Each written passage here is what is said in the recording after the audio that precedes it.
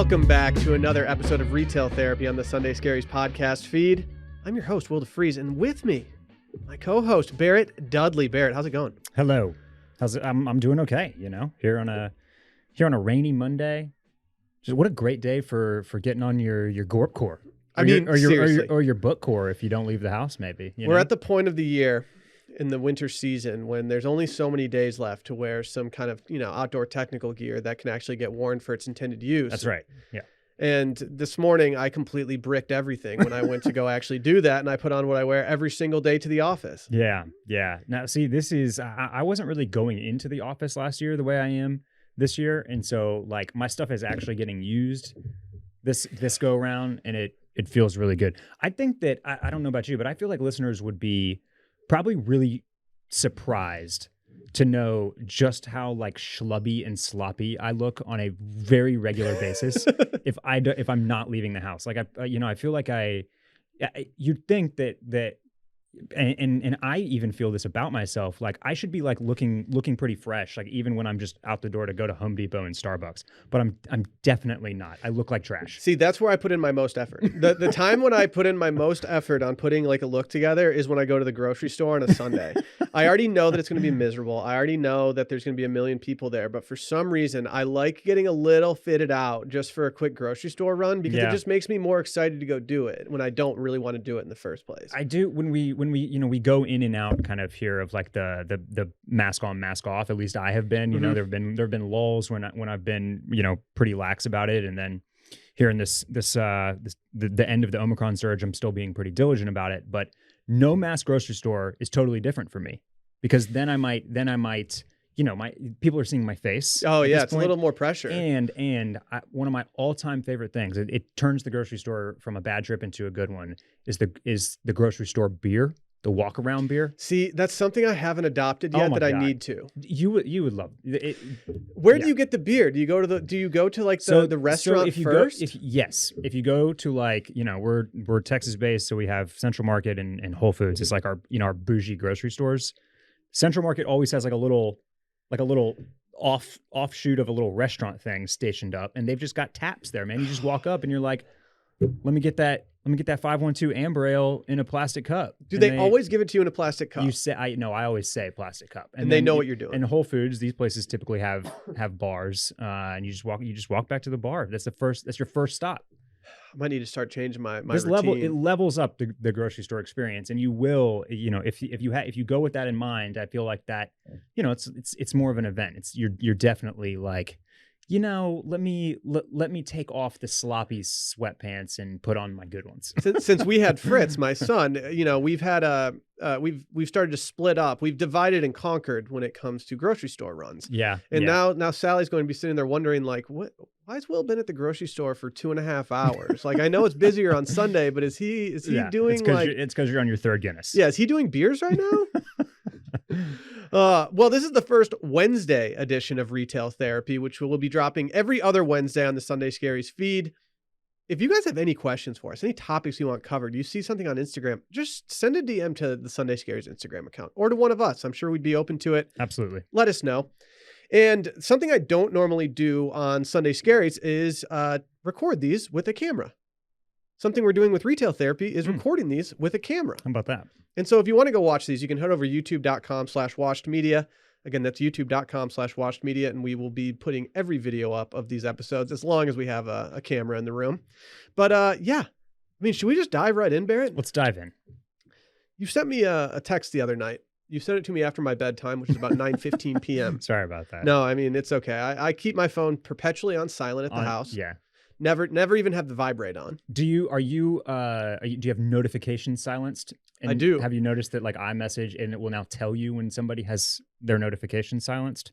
This is a big issue for me. It's kind of a cheat code almost. If I have my notifications silenced, I don't want people to know that I have my notifications silenced because I don't want to deter them from reaching out to me. I want them to still do that, but not know that I'm ignoring them until I actually feel like diving in. Now I feel like if someone queues up the text and it says like, hey, Will's silencing notifications, I feel like I'm just coming off as very standoffish. But it's also an excuse for as a notoriously like awful responder of text messages. I'll let them sit for days sometimes. And it's not Some people are the type where they like, I don't know if you ever like look over at somebody's phone and like down on their little messages button, it says like 57. Yeah. And I don't know how people live that life. I just live the life where I read them and then just don't respond to them for days.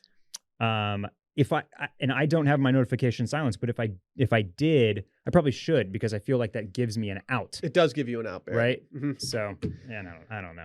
I mean, I am all for having a marches on red button on iMessage. I've heard a lot of people talking about pinning conversations to the top when they haven't responded to it yet. Yeah, it's a good idea. If I'm being honest, if I'm not responding to you immediately, I don't necessarily want your conversation pinned at the top of my iMessages. But either way, I responded in a timely manner. I think you had a response by 9 a.m. the next day. Absolutely. And this was, of course, about what everyone's clamoring to talk about. Low bowls. Low bowls. Yeah. Yeah. It's it doesn't sound like the most exciting topic, but I saw this tweet, which we have linked here. It's a very simple tweet. Why eat from a plate when you could eat from a low bowl, with a picture of a low bowl? Dude, it just feels on brand, and it's also near and dear to my heart, because I made the switch or I shouldn't say I made the switch. I added low bowls to the cupboard a few years back, and it is if you ever eat pasta at your house and you don't have low bowls, you're doing it wrong. You're doing it totally wrong. Yeah. Like, could not be more wrong. You cannot have pasta on a plate, let alone a cereal bowl. I have an admission. I've been married for almost 2 years now. We did not register, so therefore we did not get any new plates, no new flatware, nothing. You didn't get gifted. Now you're just making me realize that I probably didn't send you a gift. Don't feel bad for me. Don't feel bad for me. Everyone made it up on the baby registry. Okay. But something we didn't get was that flatware that you want, and the plates and everything. And so for about for a long time, Sally and I were living like college kids. We had enough plates for us to eat a meal on, and then we put them in the dishwasher, and then we don't have enough plates for us to eat on anymore. And so finally, recently, we decided to upgrade all of our stuff to some Crate and Barrel, some, relatively inexpensive, the Mercer line from Crate and Barrel. And one of the only things that we said we had to absolutely get, no questions asked, were the low bowls. Yeah. Why does it feel so much different eating stuff out of a low bowl as opposed to a bowl or a plate? I think it's because for a lot of us, we have not been living that low bowl life for large stints of our life. And so we've probably all experienced the thing of when you like trying to get the last few pieces of lettuce from a salad off of a plate and like having to use your fingers on the edge of the plate, or eating pasta from a cereal bowl and being like, why is this so difficult? And also, why is my portion so small? There's all these like little kind of inconveniences when you don't own these, that then when you have them, you're like, oh, this makes sense. But is the only reason that we're feeling the need to do this because like we're now eating at places that are just throwing stuff into bowls and calling it a meal for us? Like, our parents didn't have Chipotles and Cavas and sweet greens. Like, not everything was served in one large portion as opposed to being separated out into different courses. And now I'm just like, no, I just want to throw it all together and just let it all ride out together. Yeah, that's a good point. The prevalence of that bowl life, if you will, just in fast casual dining and at your assorted farm to table restaurants, it's like, yeah, that definitely adds to it. You see them out more. You see them in restaurants. You're used to eating from this type of vessel. I mean, for $5.95 on Crate and Barrel right now, you can upgrade all of your stuff to low bowls. So I'm a C&B boy too. We have the Hue set, which has a little less flair than the Mercer if you're looking for something really basic. But I think, yeah, that's, there's plenty of very nice, very expensive plateware, ceramics. Like, you can go as high end as you want. But I was kind of surprised when we replaced our plateware, how affordable it is to do at a place like Crate and Barrel. Like, you can wipe out your whole set and replace everything from like mugs, dinner plates, cereal bowls, low bowls, the whole thing for like, I don't know, $100 to $150. It made me wonder why we lived so sparsely, whatever, for so long. It was like, why were we stretching ourselves thin and having only enough plates to have one meal? If we had 2 people over for dinner, we had to do dishes no matter what. It was like, no, we're running the dishwasher tonight. Yeah. And now that I realize, I'm like, oh, I could have just upgraded. This was such an easy upgrade for me to make, and I just never did it. Yeah. But then I also put my splurge purchase in here for my ideal low bowl, that I've been just craving forever. And unfortunately, these are a little more expensive, weighing in at... Is that for one? Yeah. So there's a store that I like to go to. I haven't made it to San Francisco in a couple years now. San Francisco is one of my favorite cities of all time.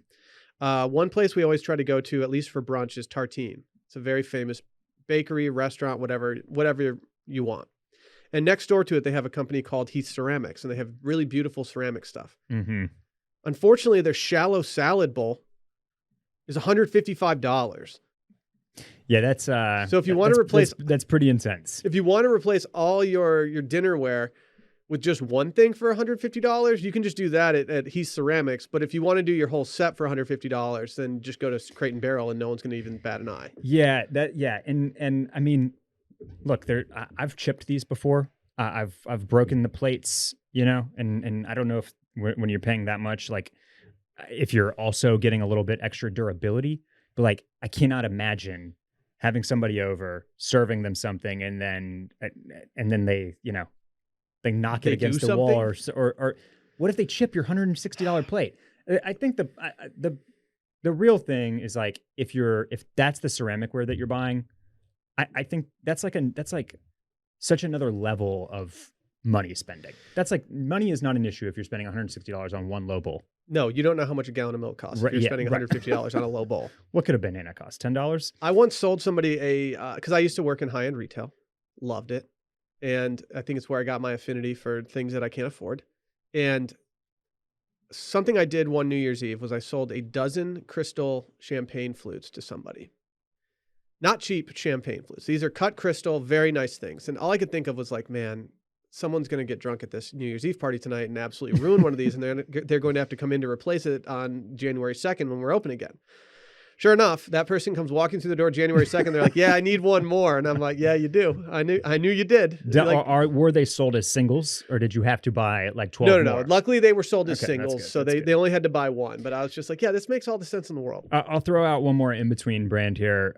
It's kind of one of your run-of-the-mill DTC millennial type brand, all white background, black sans serif letters. It's called Snow.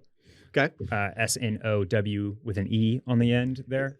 And I've been really attracted to a variety of their home goods, whether it's towels or robes or whatever. But they've got pretty good plateware as well. Some cool kind of pastel and earth colors to choose from, in addition to classic white. And they're at a healthy in between between your Crate and Barrel and your Heath Ceramics. So a set of 4 of their bowls, of their low bowls, will cost you $65.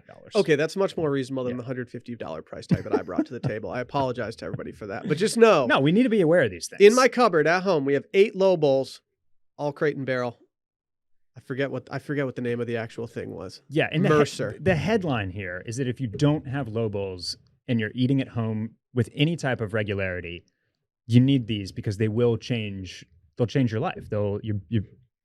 Your eating at home game will be leveled up by, exponentially. I just don't want someone to walk into your house, be looking for a glass for some water or like a drink or something. They open up your cabinet and they see that like you don't have low bowls. Where are the low bowls? Couldn't be me. What's going on? Now I'm just craving. I want like a quinoa bowl for dinner with some nice, healthy, clean protein on it, and maybe just some sauces just thrown around that thing. I went the other way. You start talking about low bowls, and I'm like, where's the cacio e pepe at?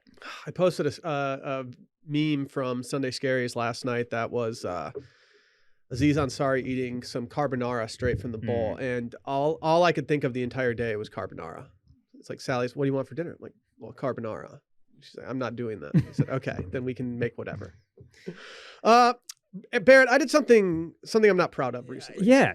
I heard about this. I heard it, and I heard about it. I think it was trending on trending on Twitter. Yeah. Something I've never been good at, and something I've always tried to work on, is my pronunciation of things.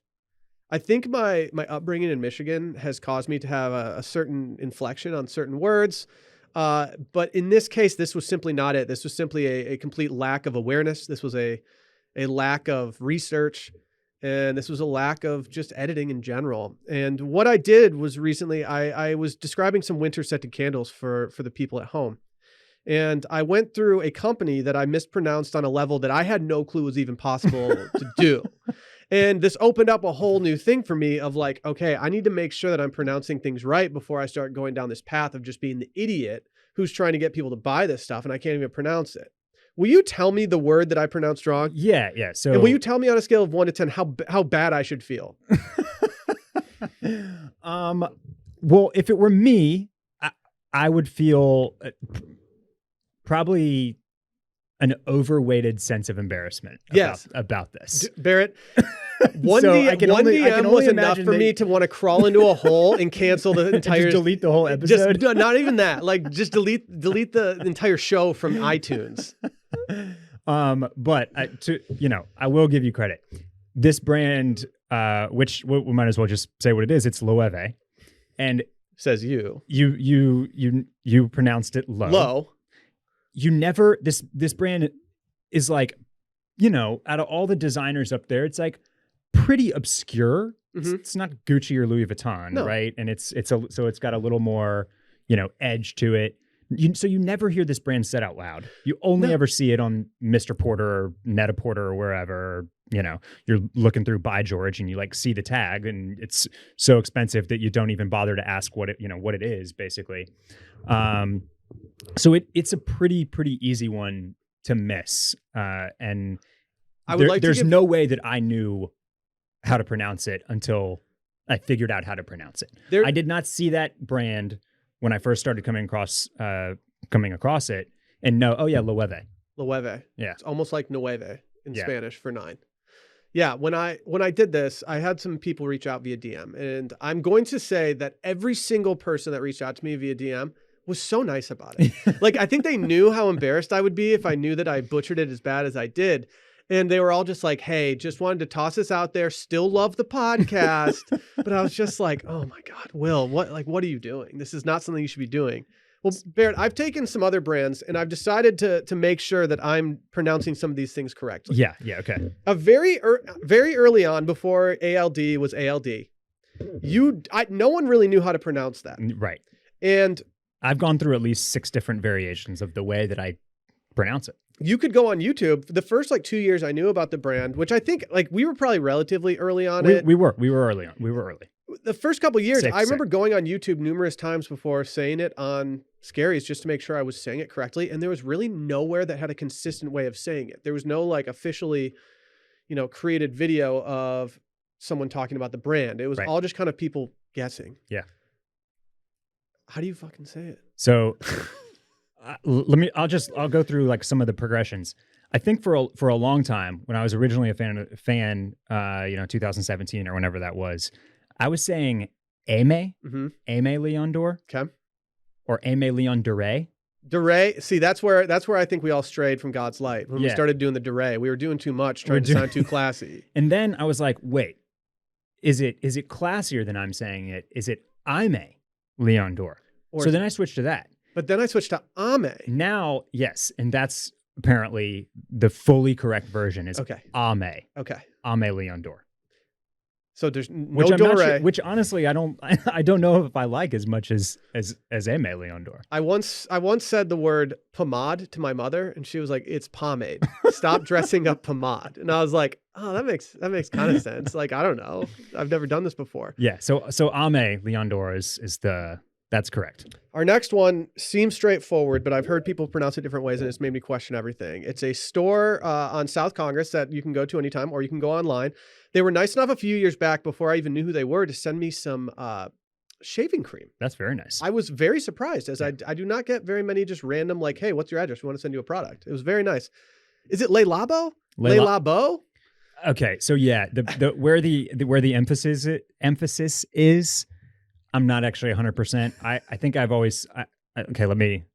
Then you start thinking about it in your head, and you start to botch it even further. Le Labo is how I've said it. I always say Le Labo. Le Labo, but I don't know. I have no clue. Tag Heuer. Is it not? Is it Tag Heuer or Tag Heuer? I think it's Tag Heuer. Okay, there we go. See, I have no clue. Givenchy. Givenchy. So Givenchy is not Givenchy? It's definitely not Givenchy, which probably this is the one for me. I definitely went around saying Givenchy for a couple of years at least. I don't think I knew how to pronounce it until I heard Kanye rap it one time. Probably so. And I think the first time that I either heard him say it or rap it or I didn't know what brand they were talking about. You're like, I don't know this Givenchy.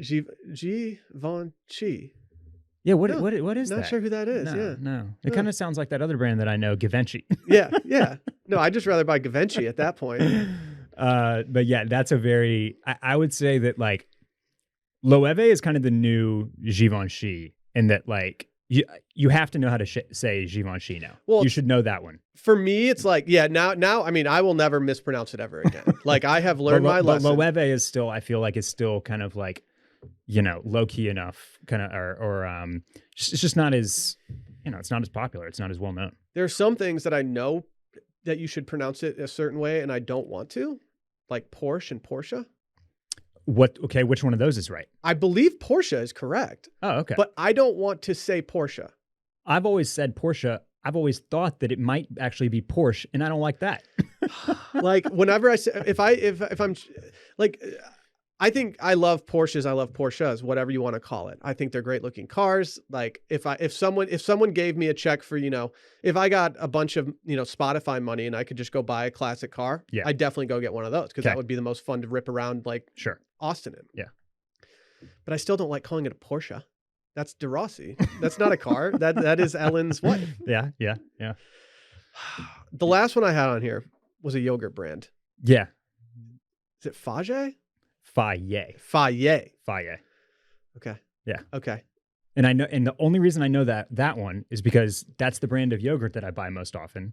And I think somewhere like on the back of the packaging, it's got like parentheses with like the phonetic pronunciation. I would appreciate that if, I don't know, a company like Loewe did that. I don't know, maybe. Yeah, why'd they spell it like that? It did make me happy that Sunday Scaries has a very wide array of listeners, and it made me happy that like I didn't get like 100 people reaching out to me. It was like 5 super nice, like put together people that were just like, "Hey man, it's okay. Yeah, it's okay." Yeah. A company that you will not mispronounce because it's very straightforward and a product that I love is Theragun.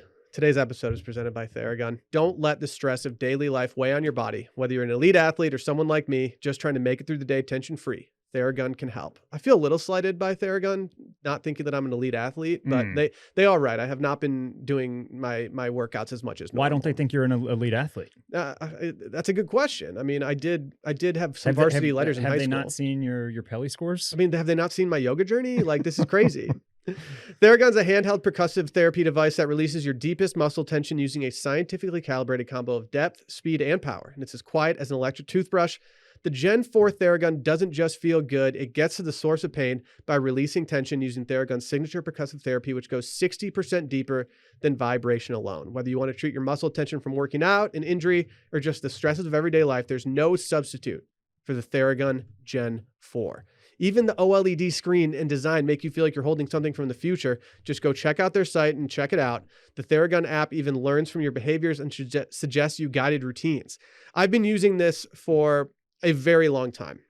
And I have to say, the Theragun is the cream of the crop when it comes to anything that tries to make you feel better in this manner.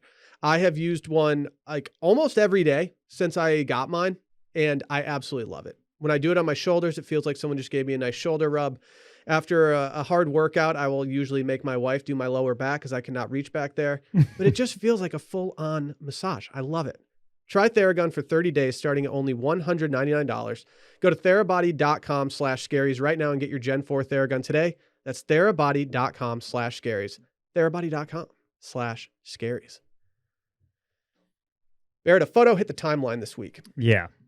It was a photo that I loved for about 1 million different reasons. And it was of, I'd say until Rihanna got pregnant, is this the hottest couple in the streets? Yeah, I would say that Rihanna and Rocky and this couple that we're gonna mention here definitely 2 of the top 5, I think. Right?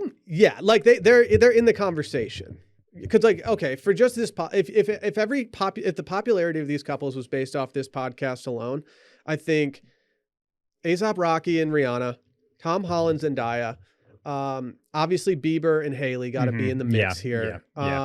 Those to me, those are 3 that stand out immediately. I agree. It could be. I mean, all the Euphoria kids are kind of in this mix. Like, I feel like Hunter Schafer and Dominic Fike is like a very like hot and trending one. Mhm. And Are you caught up? And I'm not. We'll get to we're talking about Tom Holland and Zendaya, by the way. I don't know Yes. if we may have buried the lead there. But will you describe this picture, Will, for me? This was because I'm glad that this is on our rundown today, because I was posting about this in like the Club Cool Discord, and everything about this picture is just, I mean, it's straight fire. I mean, we've got it all in this picture. We've got Zendaya with her hand around Tom Holland, which is just an all-time flex by both of them. It really truly is, and I feel like, it's usually the girls that are like, find you a man that looks at you like such. Oscar Isaac is looking at Jessica Chastain when he's kissing her arm on the red carpet. Exactly. For Yes. reason. You know what I mean? Yes. That type of thing. For this one, I feel like the tables finally got turned, and we got to be find you a woman that'll just, put your arm around, carry you down the street. Put her arm around your waist and walk you down the street like Zendaya's walking Tom Holland down the street. I mean, not only does she look like just an absolute power player, but we've got him just leaning into it, being like, you know what? Look who's got their arm around me. I'm the arm candy here, and that's a thing that I think every guy would like to, try on for size. Both of their outfits are outfits that I could easily see myself wearing on a Sunday. We've got her wearing an oversized, what appears to be a pilly fleece of some sort, or maybe some type of cashmere zip up, quarter zip thing. She's paired this with a nice pair of just very baggy navy sweatpants, and he's just rocking a classic, like almost Nantucket-y red Carhartt pocket, kind of mauve crew neck. Yeah, he's got the beanie on. That's or what do they call it? Like, it's like a cuffer. Yeah, knit cap. It's got or watchman's cap. Depends on your region, I think. But he's going over the ears, which is something that's refreshing to see in this weather. Yeah, and I think that this style of knit cap, as we I think mentioned on the gift guide this holiday season, this is the style you want. It doesn't, if you really want to be like a Soho scumbag, then you can have it above the ears, but this is the right shape of the hat. It fits relatively close to the head, so you could pull it up a little bit. You could have it raised off your ears a little bit if it warms up a little too much, but fits nice and cozy on your dome. Well, coming from a ski background, it's kind of weird because a lot of people these days get annoyed with like these hip dudes wearing these beanies on their head and not covering their ears. It's like, well, what's the point? For me, it's like, hey, when you just got done on the mountain and you're getting off and you're about to go have some beers, you don't want that over your ear. You want to flip it up a little bit and just have it hanging off the top of your head. And you're not trying to make any fashion statement in that sense. You're just trying to, not have people see your helmet hair. I think the difference though is the ones that we're talking about, like, don't even look like they could cover your ears. No. I recently bought my son a Carhartt beanie, and I could wear it in that sense. Like, it fits my head perfectly for being like a non over the ear thing. Yeah, is that what these guys have been doing? Are they just buying the baby beanies? It's not a bad move. Like, it was very cheap for me to buy that. We also got him some overalls, but I think his legs might be too chunky to fit through them. Yeah. I just want him to get some. I just want him to look cool, like when he's out. We also got to talk about the sneaker game here. Zendaya is wearing. I think these are lows. I think these are low top Jordan 1s. I believe so. And then Tom Holland has the Pata Air Max 1s Air Max 1s are on. Is that, yeah, that's the word I'm looking for. On.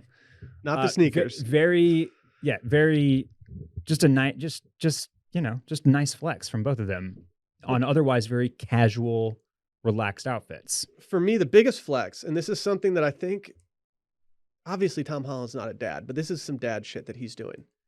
Bringing out the mug from home to the street and drinking it while walking down the street. Yeah. This means that, like, you're either just going for a stroll, you got a quick errand to run, but like, you can't bring that into a restaurant and set down your cup of coffee from home. I tried to do a little fit check on his mug, and I didn't have as much success as I thought I would. Figuring out what mug he's rocking there. I'm very familiar. So there are these mugs that we used to sell that were, this was before everything had Basquiat on it. Like Okay. this was like an officially commissioned thing, like I mean, this was probably 8 years ago that I first saw them. And I think this is one of these mugs. And if it is one of these mugs, this will cost you about as much as the expensive low balls that we discussed earlier. Jeez. It's going to be over $100.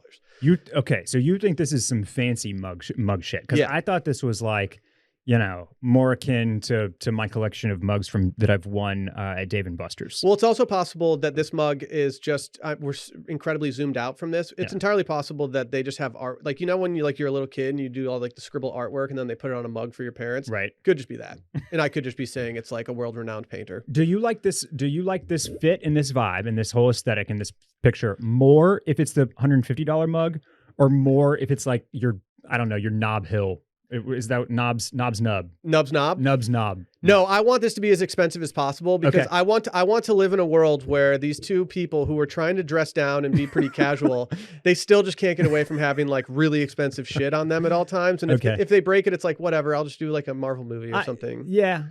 Okay, I appreciate that. I feel that. That's a good point. I was going to go the other way, but now I think I'll side with you. No, I like living in a world where people have such expensive stuff that I can't fathom even having it.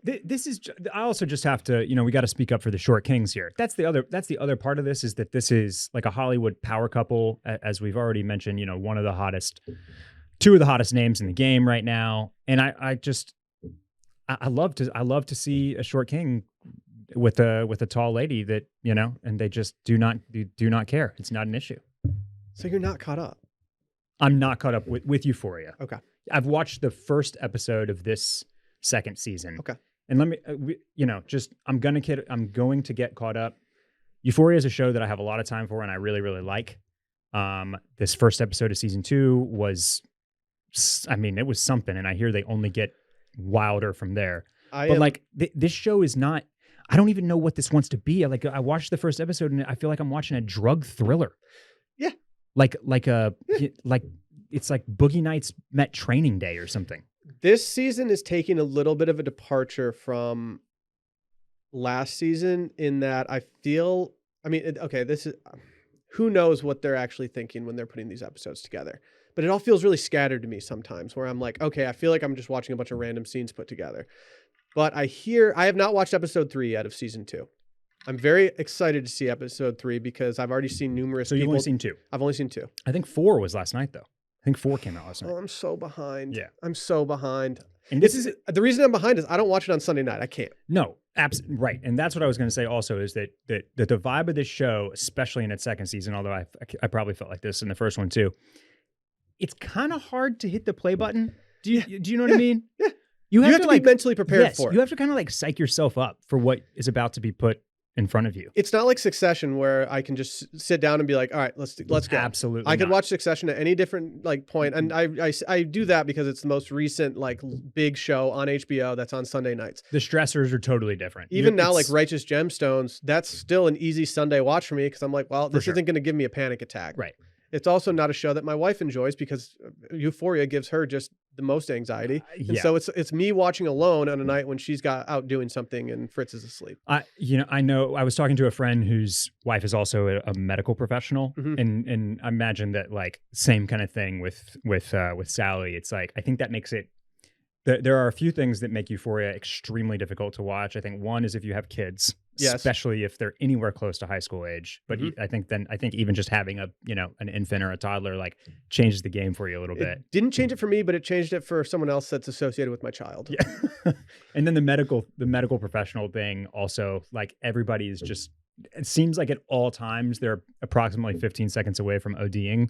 So you and I, we don't see sad stuff happening in hospitals every day. Exactly. We chose a different life. And unfortunately some people do. And I don't think Euphoria is a very watchable show for those people. Yeah. Yeah. This has always been the main reason I stayed away from the show in the first place was because it was on Sunday nights. I didn't feel like having that stressor in my life.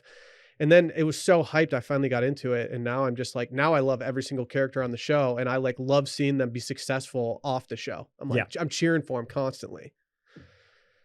Aaron, I think it's time. Is it time? Can we update our wish list? Oh, okay. I've been doing something in the morning, every single morning, pretty much. I'm on child duty every single morning. What this entails is me waking up when he wakes up, me entertaining him for 2 hours or putting something on the television. And we just kind of hang out in bed together. And something I've been doing over the last couple of weeks is I've been watching old skate videos, and it's gotten me feeling a lot of different ways. It's gotten me feeling nostalgic for, high school where I was really just living it. It's got me feeling like I need to completely redo my wardrobe and go more skate culture because I just want to look the part. And like, I can always play like, oh, I used to skate, but like, no, my body just can't handle it anymore. But more than anything, it's made me want to buy a skateboard. And today I'm officially adding a cruiser board to my wish list. Wow. Okay. I've gone high end with this, but I think I'm just going to buy like a cheap deck and just make one myself. I've added a $200 Arbor board. I used to have an Arbor longboard that I got as a Christmas gift when I was a little kid, and I loved it. And I rode it all the time. This was before longboards were made fun of across the nation on college campuses everywhere. And yeah, I bought one of those, and now I want like a little small one that I can ride around on and have my son look at me and be like, "Oh, dad still does cool shit." Let me. He's not a dork. I got to pull this thing up. So describe the difference for a non-skateboarder? Like, what's kind of the difference between this and like going down to No Comply and picking up like an Element deck and like tossing on some Spitfire trucks and like this is decidedly not for, let's say, grinding. Correct. This is barely even for ollieing. Like, Okay, you don't all right. really do much on these besides cruise around short distances and just get places. Okay. You can do some tricks on these, but I wouldn't recommend it just because the wheels are going to be a lot heavier and more sturdy. The trucks are going to be heavier, and the trucks are probably going to be a lot looser. It depends on your preference when it comes to trucks, but the looser the trucks, the more you can turn, but the more difficult it may be to do certain tricks or maneuvers. With this rich mahogany board that you have here, what's the proper storage for this? Do you get like a mount on the wall so that it like serves as art when you're not cruising? I would like to do that, yes. Yeah. I have a dream, and I actually got clearance on this, but I would like to get some old decks from high school that I, kind of have a lot of nostalgia for. And I really want to get those and put them on a wall in an office. I was at a restaurant in Los Angeles a few years back at a bachelor party. I'm forgetting what it is, but if I said it, people would be like, why were you at that place? That place sucks. It's a total scene. Every person that showed up there while we were there was a huge douchebag. But the one thing I loved is that they had skateboard decks all over the walls of this pool room where you could go play pool. And I just loved it. It made me feel like I was in this Southern California cabana. It took me back to watching skate videos with my buds back in the day. I just absolutely loved it. And I really want to harness that and do that again. Our friend Daniel Baruch from Grand X, he makes a lot of different things out of old skateboards He and does. stuff. His art looks really cool. And like, I love it. Go check out Baruch's works on Instagram and just tell me that you don't want like something made out of a skateboard, whether it's a dog bowl, a knife. He builds racks for skateboards. He does. Yeah. Out of old skateboards. I want him to build a cruiser skateboard out of an old skateboard. Yeah. Or old skateboards. Yeah. I like this. You could talk me into becoming a skateboard boy pretty easily. And this feels like an easy place to start for those of us, that are not 19 years old. I mean, if I showed up with a board that you could get in like a pool with or something, my wife would kill me, and I would kill myself because I wouldn't know how to do it, and I'd end up breaking my neck. Yes. But this is a nice compromise because it's like, no, I'm just going to go run an errand down the street real quick, or just go get out and clear my head and just take a quick ride. Yeah. But we'll see. I think I'm going to end up buying one on sale for like $60, like a $60 complete somewhere. But if I have my, ultimate money is not an option, this is what I would get, mainly because I just think it looks great. It's a company that I, had as a child anyway. And when I say child, I was like 15. But I just like it. It's like you said, it's a rich mahogany looking thing. But with some things like this, there's, I feel like when you want something and you want the high end version of it, it's in those situations where like settling for a lesser version will always leave you kind of like, you'll always want it. You'll always still want it. But with something like this, where you're kind of like, you're either getting back into a hobby, or maybe for clothing or shoes or accessories, you're kind of trying something out. Let's say it's a wide brim hat or a fanny pack, or assorted sneakers or boots, whatever. It's not a bad option to like get in at the low level and like make sure you like it and will use it. And then you get like the version of it that's badass. Another hobby that I tried to get into that I didn't do as a shitty teenager is fly fishing. And I did exactly that. I bought a very cheap starter rod just to make sure that I would enjoy it. and I have not used it once. And I'm glad that I got the starter rod and not, because so some people have the mentality like, oh, I'm going to get the really expensive one, so I feel obligated to go do it. And had I done that, I don't think I still would have gone and done it. It's still a steep learning curve, and I'm still scared. Yeah. Do you have anything you're adding to your wish list this week, do. Barrett? So I know that we're here at the end of January, and like you're kind of in the this is I think a low spend time, kind of like we talked about a couple of weeks ago. You don't really want to buy winter stuff because you're kind of like ready for spring to roll around. But it's sale season, Barrett. But it is sale season. That's exactly right. And what I like we mentioned earlier, kind of like with the getting dressed up to go out places.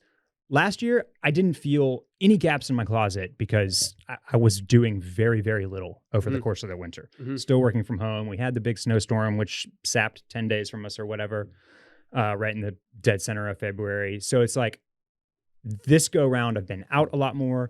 We've had like a bunch of variations on cold weather, some really cold nights, some really cold and rainy nights. You know, we've gotten the wintry mix, and we're getting more this week even. And like the gap that I've found in my wardrobe is I have like a super heavy down coat for if I go to Chicago or if I go on a ski trip or something like that. And then I've got assorted fleeces and kind of mid-weight outerwear. But what I don't have is like something to throw on when it's 40 degrees in Austin or 38 or in windy. Oh, I smell you. You know what I mean? So here's what I've rounded it on. It is sale season. I know you're a fan of a brand, Stone Island. Oh, Stony. So there's a brother brand to Stone Island that's like a little less flashy and soccer bruv. But it's basically the same and even some of the exact same silhouettes. It's called CP Company. Same parent company. And you will, if you look through their website, you're going to be like, oh, that's a Stone Island jacket or pair of pants or whatever. It just doesn't have the big Stone Island compass logo on it. Correct. Yeah. And it doesn't have like, they use fewer like very shiny ass materials and like kind of crazy stuff like that. So but what I've got here that I've, that I really like is this nylon hooded liner jacket. It is down filled, but if you live in a super cold region, you probably consider this a mid layer. This is like your, but here I feel like this is kind of the maximum jacket that you would need for some of our coldest weather. Absolutely. I don't think you need anything more than this for the Texas weather. Outside of like, when we have snowpocalypse, right? And it's actually 7 degrees here, which is serious. It never happens. But this thing's a great price right now. It's $300 for high end, 40% off, tech down. Yeah, but everything you can. But there's the tough barrier to entry, which is the European sizing. Which you probably know your European size up and down. Like for someone like me, I'm online like trying to figure it out, like measuring myself with like my iPhone, trying to figure out how long my arms are. So a quick thing on that, if you want one, I do. You can pretty much always assume that 48 is a medium. Okay. That makes sense. And then you can go up and down from there. And the other way to do that is if you ever see sizing like this is just take your suit size and add 10 to it. Oh, that makes sense. So I wear a 36 in a suit. Okay. So I take 46 when this type of sizing comes up. Okay. Yeah. That makes sense. And then as always, CP Company is not a brand we see a lot around here. Some of these other brands that operate in the same vein, like Our Legacy or Acne Studios, that kind of have that European flair. Sometimes stuff is meant to be way oversized, and so sizing down is what you'll want to do. And then you get stuff like Barber, which I think a lot of people size up from this sizing that I'm describing. Yeah, so if you do anything with a Barber jacket, like if you're trying to get a waxed Barber jacket, I would almost recommend sizing up every single time because you're going to want to layer under that. You're going to want to layer. They come with, you can buy assorted liners and stuff like that. It's nice to wear when it's like relatively warm outside and you don't need a layer under it. But if it's a rainy, blustery, gross day, you almost want to put something down or heavier underneath it. Yeah. And I have a Filson wax jacket that looks just like a Barber. And the one thing I wish I did was size up one full size just because I would like to have that extra room. Yeah. I was actually watching, it's funny you brought up Stone Island. I was watching a Scottish Premier League game past weekend because there's no other soccer on besides international games. Because you're a fiend and you had to have a fix. So I you needed went to my the fix on Saturday morning. Scottish Premier League. So I tossed on a quick Scottish Premier League game, and they the team that I was watching was Rangers. They're first in the Scottish League, and they scored a goal to go up 3-2 pretty late in the game. And so something that I guess is more common practice in Scotland than it is in other places is that the fans will just run on the field and celebrate with the players like immediately. Okay. And sure enough, all these little, like there were like teenagers getting hauled off the field, and every single one of them was wearing Stone Island. I don't understand how all these soccer brubs who are going to these games, who have season tickets to all these games, just crushing beers at the pub beforehand. How do they all afford Stone Island? Because I think for them, it's like they're all spending $60 on Adidas Gazelles and then dropping the bag and like spending those paychecks on the Stony, which is like here, everybody's dropping their paychecks on like Jordan 4s. Yeah. Okay. And then like, not buying Stone Island. I think there should just be someone out there who just sells the Stone Island stuff that you can just put on your own clothes. Like they just give you the shoulder patch thing. DIY Stone Island. Yeah, exactly. Yeah. And then you can just put it on your thing. I guarantee you, if you pop around like Alibaba or Etsy, there's for sure you can find Stone Island patches to add to your... It's just not something you even see in the United States. I texted you the other day because I saw this old man wearing it at an Indian restaurant I went to. He was just standing at the bar talking to his friend, and I was like, "Is that guy wearing? He looks like a soccer hooligan." And like I told you, I feel 75% that guy was British. He probably was. He was getting a curry. Mm-hmm. That's the first clue. Mm-hmm. And then second, he was wearing Stone Island. I'm bumping that up to like 85%. I mean, that's 2 ticks heavily in the British category as opposed to the American category. Yeah. Well, I think that's all she wrote today, Barrett. Do you have any closing thoughts? No, great. No, I feel really good about this. Another great episode. Thanks for putting it together, and thank you everybody for tuning in and listening. I hope this was fun. We'll be back in 2 weeks, maybe sooner. Who knows? We might just do a couple random episodes here and there. Either way, we appreciate you guys listening, and we will catch you sooner than later.